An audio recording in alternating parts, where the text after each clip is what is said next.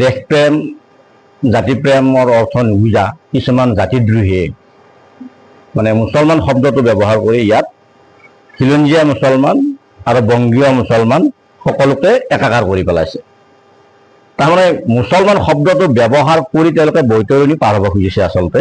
যিবিলাক বংগীয় মূলৰ মুছলমানৰ সংগঠন আছে বা অখিল গগৈ বা লুৰিণজ্যোতি গগৈ বা এই অলপতে মানে ইংলিছ তামুলী শিৱসাগৰৰ সেনেকৈ তেওঁলোকে তাৰমানে মুছলমান শব্দটো ব্যৱহাৰ কৰি অসমৰ খাতাম পুৰুষীয়া হিন্দু মুছলমানৰ যিটো সম্প্ৰীতি সেইটো আচলতে তেওঁলোকে ধ্বংস কৰিব বিচাৰিছে।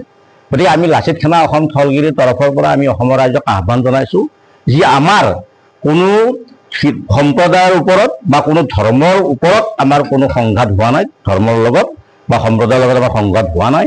আমাৰ সংঘাতটো হৈছে যিবিলাক পূৰ্ববংগীয় মুছলমানে এটা ঠাইত তেওঁলোকৰ 10-15 বিঘা ভূমি থকাৰ উপৰিও বিভিন্ন জিলাত গৈ 50-60 বিঘা মাটি তেওঁলোকে দখল কৰি লৈছে বা তেওঁলোকে আমাৰ অসমৰ ভাষা সংস্কৃতি জনগাঁথনি যিবিলাক চেদেলি ভেদেলি কৰি পেলাইছে, আচলতে তেওঁলোকৰ লগতহে আমাৰ সংঘাত। ইয়াত কোনো খিলঞ্জীয়া মুছলমানৰ লগত বা কোনো খিলঞ্জীয়া হিন্দুৰ লগত বা মাৰোৱালী বিহাৰী এইবিলাকৰ লগত আমাৰ কোনো ধৰণৰ সংঘাত নাই। আমাৰ সংঘাত মই অলপ আগতে কোৱাৰ দৰে এই যিবিলাকে মানে বংগদেশৰ পৰা আহি ইয়াত আহি তাৰমানে অবৈধভাৱে মানে মাটি দখল কৰিছে বা আমাৰ জনগাঁথনি পৰিৱৰ্তন কৰিব বিচাৰিছে বা 1.5 কোটিৰ পৰা 3 কোটি হ'লে তেওঁলোকে আমাৰ অসমৰ পৰিস্থিতি যেনেকৈ বাংলাদেশৰ দৰে কৰিব বুলি আমাৰ এতিয়া ধাৰণা কৰি লৈছোঁ আমি।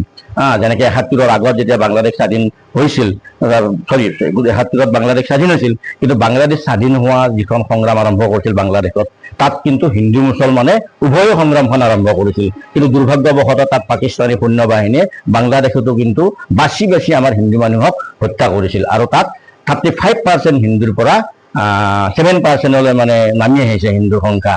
গতিকে আমি শংকিত, আমি এইকাৰণে শংকিত যদি কিবা কাৰণত অসমত যদি 1.5 কোটি মুছলমানৰ পৰা যদি 4 কোটি হৈ যায়, মানে আমাৰ যিটো মানে বংগীয় মূলৰ মুছলমান 1.5 কোটিৰ পৰা যদি 3 কোটি 4 কোটি হৈ যায়, তেতিয়া বাংলাদেশৰ দৰে আমাৰ অসমতো তেনেকুৱা ধৰণৰ পৰিস্থিতি নহ'ব জানো? আৰু তাতকৈ দুৰ্ভাগ্যবশতঃ কি যে বাংলাদেশত 71-ত যেতিয়া মানে সেই 71-ত স্বাধীন হ'ল, তাৰপিছতো তাৰমানে মানে আমাৰ হিন্দু মানুহৰ ওপৰত হত্যালীলা চলি থাকিল। তাত মানে বাংলাদেশৰ যিজন জাতীয় নায়ক তেওঁ মানে এটা কথা কৰিব খুজিছিল যি মানে বাংলাদেশখন মানে আমাৰ ধৰ্ম নিৰপেক্ষ দেশ কৰিব লাগে। কিন্তু তাৰ যিটো জামাত ইছলামী বা বিভিন্ন মৌলবাদী উগ্ৰপন্থী আছে, তেওঁলোকে কিন্তু 1975 চনৰ 15 আগষ্টত পুৱতি নিশাই তেওঁলোকৰ জাতীয় নায়কজনকে হত্যা কৰিছে বাংলাদেশত। তেওঁকতো হত্যা কৰিছে সেই ৰাতিপুৱাই আৰু গোটেই পৰিয়ালৰ গোটেইবিলাক সদস্যক হত্যা কৰিছে। আৰু তাৰ উপৰিও আমাৰ কিবা এটা দুৰ্ভাগ্য বিষয় আমাৰ জাতিটোৰ বাবে, মানে মই এইটো হিন্দু শব্দটো ব্যৱহাৰ কৰিব লাগিব এতিয়া, যেতিয়া হিন্দু মানুহৰ কাৰণে ইমান দুৰ্ভাগ্য কথা। তাত যিবিলাক 75 চনৰ সেই জাতীয় নায়কক হত্যা কৰাৰ 2 দিন পিছত তাত মানে বাংলাদেশত যিবিলাক স্কুল কলেজ বিশ্ববিদ্যালয় বা যিবিলাক শিক্ষা অনুষ্ঠান আছে, তাত যিবিলাক হিন্দুৰ শিক্ষক শিক্ষয়িত্ৰীয়ে শিক্ষকতা কৰিছিল, তেওঁবিলাকক বাছি 1100 হিন্দু মাষ্টৰনীক মানে হত্যা কৰিছিল বাংলাদেশত। কিন্তু আমি সেইকাৰণে আমি শংকিত হৈছোঁ এইকাৰণে যে আমাৰ নিশ্চিতভাৱে অসমতো কিন্তু বাংলাদেশৰ দৰে পৰিস্থিতি, মই 10 বছৰটো মানে কোনোবাই কৈ আছে যে 20 বছৰৰ পিছত হ'ব এনে পৰিস্থিতি, মই বিশ্বাস হোৱা নাই এই পৰিস্থিতি 10 বছৰ পিছতে হ'ব। কিবা কাৰণত যদি গভৰ্ণমেণ্ট যদি চেঞ্জ হৈ যায়, হৈ যাব মানে আমাৰ অসমতো এনেকুৱা পৰিস্থিতি। আৰু তাৰোপৰি মানে কি হ'ল, আমাৰ অসমত এতিয়া যিবিলাক জাতিদ্ৰোহী আছে তেওঁবিলাকে মানে কি কৰিছে, এতিয়া তেওঁবিলাকে আমাৰ অসমীয়া সংস্কৃতি ৰীতি নীতি গ্ৰহণ কৰিব এৰি তেওঁলোকে শৰীয়তপন্থী হৈ গ'ল মুছলমানৰ। গতিকে সেইটো এটা জাতিটোৰ কাৰণে বৰ দুৰ্ভাগ্যজনক কথা। বিশেষকৈ অখিল গগৈ, লুৰিণজ্যোতি গগৈ এইবিলাক কিন্তু এতিয়া অজিত কুমাৰ ভুৱা বা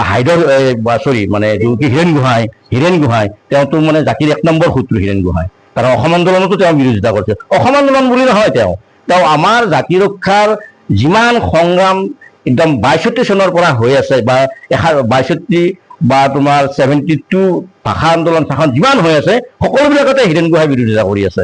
গতিকে এতিয়া আৰু তেওঁ বিৰোধিতা কৰাটো স্বাভাৱিক, কাৰণ তেওঁ আচলতে নক্সালপন্থী, অখিল গগৈ নক্সালপন্থী। যিহেতুকে তেওঁলোকে নক্সালপন্থীৰ পৰা শৰীয়তপন্থী হ'ল, গতিকে জাতি ধ্বংস কৰাটো নিশ্চিত তেওঁলোকে। গতিকে আমি অসমীয়া ৰাইজক আহ্বান জনাইছোঁ যে এইবিলাক মানুহৰ বক্তব্যত আপোনালোকে মানে Stay informed, stay ahead. News Any 365